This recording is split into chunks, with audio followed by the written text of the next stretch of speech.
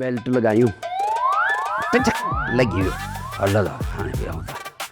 अच्छा पासे पासे पासे पासे पासे यो टीका।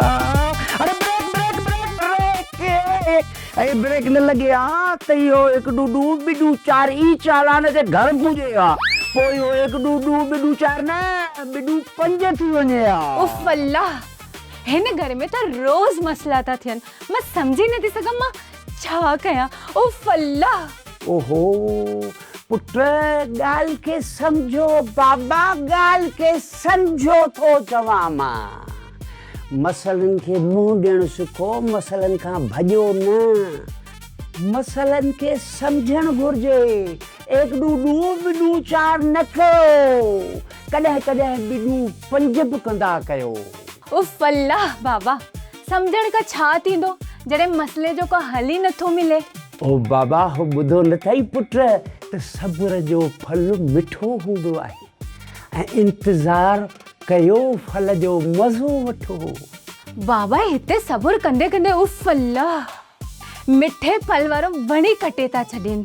घबरा बिल्कुल बि न तूं ख़ुशियुनि जी खान अची वेंदी।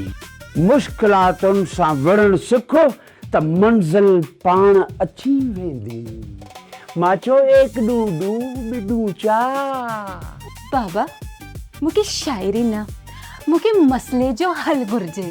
पुट हल इहो आहे त हर माण्हू पंहिंजी ज़िमेवारी सम्झे उहा पंहिंजी ज़िमेदारी पंहिंजे कुल्हे ते खणे। हा बाबा हिते त हर कोई ॿियनि जा कुल्हा थो ताड़े पंहिंजे कुल्हे ते केरु बंदूकी नथो रखे। पुट इहो ई त मसलो आहे त हर कंहिंखे पंहिंजी ज़िमेदारी खणणी पवंदी मसलो सुधारणो पवंदो। एक डूडू बिडू चार करणो पवंदो। ॿियो कुझु बि न अचे सिर्फ़ इहो अचे बंदूक हलाइण अचे ऐं बंदूक जो मुंहुं हुनजे मुंहुं ते रखिजे। या वरी पोइ ईअं करणु घुरिजे त वात सां 2 मिंट फायरिंग करणु घुरिजे। बस असली बस अल्लाह अल्लाह ओहो